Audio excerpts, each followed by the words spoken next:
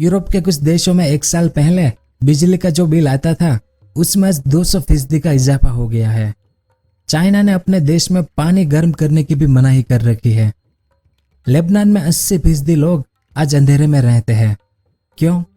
क्योंकि दुनिया में बिजली का संकट शुरू हुआ है और हमारे भारत में आधी से ज्यादा बिजली का उत्पादन अकेले कोयले से होता है। और आप भी जानते हैं कि अब भारत के पास बस 4-5 दिन का कोयला स्टॉक बचा है। तो क्या भारत में भी एक बड़ा बिजली संकट आने वाला है? तो आज के इस वीडियो में हम इसी के बारे में विस्तार से जानेंगे कि ग्लोबल एनर्जी क्राइसिस यानी बिजली संकट क्या है, इसके क्या क्या कारण हैं, अभी दुनिया के कौन से देश इस संकट से जूझ रहे हैं, भारत में बिजली को लेकर संकट क्यों बना हुआ है, बिजली संकट से क्या क्या समस्याएं पैदा होगी, और इसके अलावा ये भी जानेंगे कि एनर्जी क्राइसिस कैसे आम लोगों को प्रभावित करता है। बहुत कुछ जानेंगे इस वीडियो में, तो वीडियो के अंत तक हमारे साथ बने रहिए। तो सबसे पहले ये जानेंगे कि बिजली संकट यानी एनर्जी क्राइसिस क्या है। दुनिया में प्राकृतिक संसाधन एक सीमित मात्रा में ही उपलब्ध है। जैसे जैसे दुनिया विकास की तरफ आगे बढ़ी और जिस तरह आबादी भी तेजी के साथ आगे बढ़ी, ऐसे में पावर रिसोर्स की मांग भी तेजी के साथ बढ़ती जा रही है। डिमांड काफी ज्यादा बढ़ चुकी है और सप्लाई धीरे धीरे कम हो रही है। ऐसे में एनर्जी क्राइसिस का खतरा धीरे धीरे दुनिया में देखा जा रहा है। अगर हम बिजली संकट की बात करें तो इसकी शुरुआत सबसे पहले चीन, यूरोप और दक्षिण अमेरिका के कई देशों में हुई और अब हमारे भारत में भी इसका असर अब तेजी से दिखना शुरू हो गया है। इस संकट से पहले आमतौर पर देश के सभी पावर प्लांट कम से कम 15-20 दिन का कोल्ड स्टॉक रिजर्व रखते थे और ये जरूरी भी था। लेकिन आज देश के पावर प्लांट के पास सिर्फ 4-5 दिन का ही कोल्ड स्टॉक बचा है और दुनिया में चाइना के बाद कोल का सबसे ज्यादा प्रोडक्शन भारत में ही किया जाता है। लेकिन फिर भी भारत के पास कोल का पर्याप्त स्टॉक नहीं है। तो इसके क्या क्या कारण हैं, अब वो जानते हैं। पहला, आबादी में बढ़ोतरी। आप ये अच्छे से जानते हैं कि दुनिया की आबादी लगातार तेजी से बढ़ती जा रही है और जब आबादी बढ़ती है तो उनकी आवश्यकताओं को पूरा करने के लिए ज्यादा बिजली, परिवहन और ईंधन की जरूरत भी बढ़ जाती है और इन सब की पूर्ति बिना नेचुरल रिसोर्स के कर पाना मुश्किल है। इसलिए बढ़ती हुई जनसंख्या ऊर्जा संकट का एक बड़ा कारण है। उसके बाद ऊर्जा की बढ़ती खपत। अगर हम पिछले कुछ सालों के आंकड़ों पर नजर डालेंगे तो पता चलेगा कि भारत सहित सभी देशों में नेचुरल रिसोर्स की मांग तेजी के साथ बढ़ी है। साथ ही बिजली की खपत भी सभी देशों में तेजी से बढ़ने लगी है। दुनिया की बढ़ती हुई इकोनॉमी और जनसंख्या ऊर्जा की खपत को बढ़ा देती है, क्योंकि लॉकडाउन में जब सब कुछ बंद था तब बिजली की खपत बहुत कम थी। लेकिन जैसे ही लॉकडाउन खुला, बिजली की मांग जितनी पहले थी उससे भी ज्यादा हो गई। इंडिया टाइम्स के एक रिपोर्ट में बताया गया है कि भारत में बिजली की मांग 185.82 तक जा पहुंची है, जो कि अभी तक का सबसे हाईएस्ट लेवल है। उसके बाद प्राकृतिक स्रोतों का ज्यादा इस्तेमाल। अगर हम भारत की बात करें तो भारत 75% बिजली के लिए कोल पर निर्भर है और इसी तरह दुनिया भर के देशों में आज भी ऊर्जा का उत्पादन प्राकृतिक स्रोतों से ही किया जाता है। लेकिन कुछ प्राकृतिक स्रोत रिन्यूएबल नहीं होते हैं, जैसे कि कोयला और तेल, जिसे रिन्यूएबल नहीं किया जा सकता, यानी इसे बदला नहीं जा सकता, और जो ग्रीन हाउस गैस एमिशन का सबसे बड़ा कारण है। उसके बाद प्राकृतिक आपदाएं और मौसम परिवर्तन।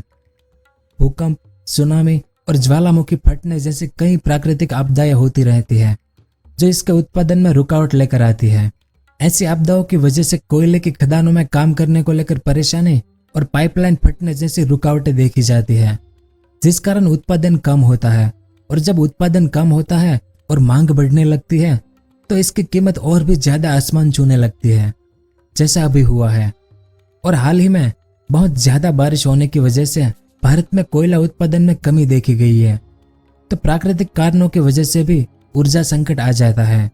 लेकिन इसके कुछ मानवीय कारण भी हो सकते हैं, जैसे कि लोगों के द्वारा अधिक ऊर्जा को खर्च करना या ऊर्जा की बचत ना करना। लोग ऊर्जा खर्च करने में काफी ज्यादा लापरवाही बरतते हैं। उसके बाद महामारी। यहाँ हम कोरोना जैसे वायरस के बारे में बात कर रहे हैं। आज पूरी दुनिया में बिजली को लेकर जो संकट बना हुआ है, इसका सबसे बड़ा कारण कोरोना महामारी है। कोरोना की वजह से ही बिजली की खपत तेजी के साथ बढ़ी है और भारत पर तो इसका सबसे ज़्यादा असर देखने को मिला है। इसके अलावा बिजली संकट के कुछ और भी महत्वपूर्ण कारण हो सकते हैं, जैसे ऊर्जा कंपनियों को नेशनलाइज कर देना। वैसे इस बारे में अभी के लिए कुछ कहना गलत होगा, समय आने पर पता चलेगा। और दो देशों के बीच युद्ध की स्थिति, सरकारी तख्तापलट, टैक्स में अचानक बढ़ोतरी, बाजार में बढ़ती कीमत या सरकार द्वारा बुनियादी जरूरतों को पूरा ना कर पाने जैसे कई सारे कारण इसमें शामिल हो सकते हैं। तो ये तो बात हुई दुनिया की। अब हम हमारे भारत के बारे में जानते हैं कि भारत में बिजली का संकट क्यों बना हुआ है। तो भारत में कोयले के स्टॉक में कमी आई है और साथ ही वैश्विक बाजारों में कोयले की कीमत तेजी से बढ़ने लगी है, जिससे भारत में भी बिजली को लेकर संकट बढ़ता दिखाई दे रहा है। भारत में बिजली संकट के कुछ मुख्य कारणों में सबसे पहला है ज्यादा बारिश। अक्टूबर में ज्यादा बारिश की वजह से भारत की कई खदानों में पानी भर गया, जिससे कि इस बार कोयले के उत्पादन में भारी कमी देखी गई है। बारिश की वजह से काम को कुछ समय तक रोकना पड़ा, जिस वजह से सप्लाई में इसका गहरा असर हुआ है। दूसरा है महामारी। महामारी की वजह से 2 सालों में बिजली की खपत तेजी से बढ़ी है, क्योंकि लॉकडाउन में सब कुछ बंद होने के बाद एक साथ सब कुछ खुलता है, जिससे बिजली की मांग एकाएक बढ़ जाती है।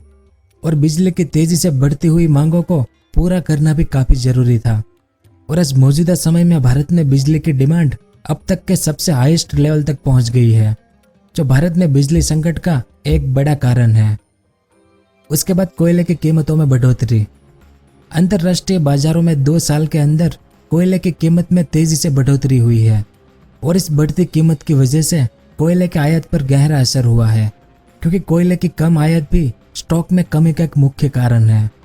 और आपने देखा ही होगा कि अब धीरे धीरे त्योहारों की शुरुआत हो गई है, लेकिन अभी देश और विदेश में बिजली को लेकर संकट बना ही हुआ है।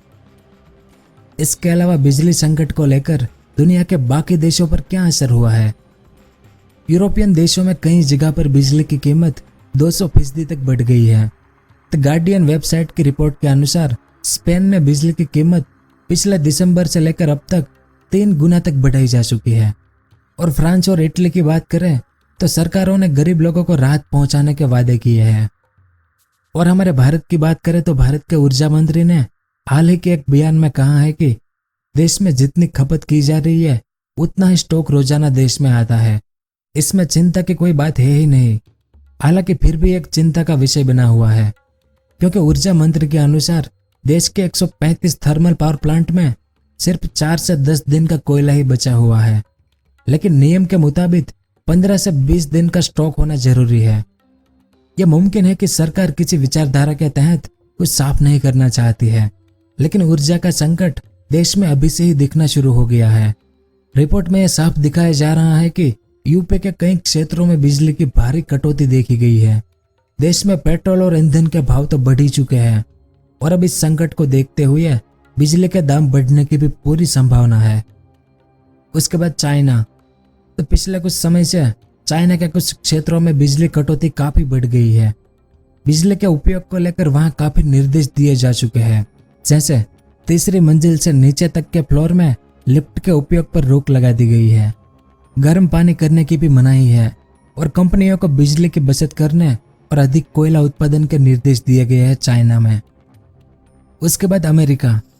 द गार्डियन की एक रिपोर्ट में साफ बात कही गई है कि सर्दी के समय में अमेरिका ऊर्जा के एक भारी संकट में पड़ सकता है। बीते अगस्त महीने के बाद से ही अमेरिका में गैस की कीमत में 46% का इजाफा हुआ है, जबकि ऑयल की कीमत तो लगातार आसमान छू रही है, जो हमारे भारत में भी देखा जा रहा है। अब आखिर में ये भी जान लेते हैं कि बिजली संकट से आम लोगों का जीवन कैसे प्रभावित हो सकता है। तो बिजली संकट की वजह से लोगों को महंगाई का सामना करना पड़ता है। प्राकृतिक संसाधनों के उत्पादन कम और डिमांड बढ़ने से कीमत आसमान छूने लगती है, क्योंकि बीते कुछ समय से आपने पेट्रोल और गैस जैसे ईंधनों की कीमत में जो इजाफा हुआ है उसे देखा ही होगा। तो प्राकृतिक संसाधनों की बढ़ती हुई कीमतें भी दुनिया की अर्थव्यवस्थाओं को भी प्रभावित करती है। और जैसा कि आप जानते हैं कि प्राकृतिक साधन एक सीमित मात्रा में मौजूद है, इसकी बढ़ती हुई मांग कई तरह से हमें प्रभावित कर सकती है, जो आने वाले समय में हमें खुद ही पता चल जाएगा। तो यह सब कुछ था इस वीडियो में। उम्मीद है कि आपको कुछ जानने को मिला होगा। अगर वीडियो पसंद आया हो तो इसे लाइक और शेयर जरूर करें। पूरा वीडियो देखने के लिए आपका बहुत बहुत धन्यवाद। अगर आपको इस तरह के इन्फॉर्मेटिव वीडियो देखना पसंद है तो हमारे इस चैनल को सब्सक्राइब करें और हमारी नई वीडियो सबसे पहले देखने के लिए इस बेल आइकन को भी जरूर दबाएं।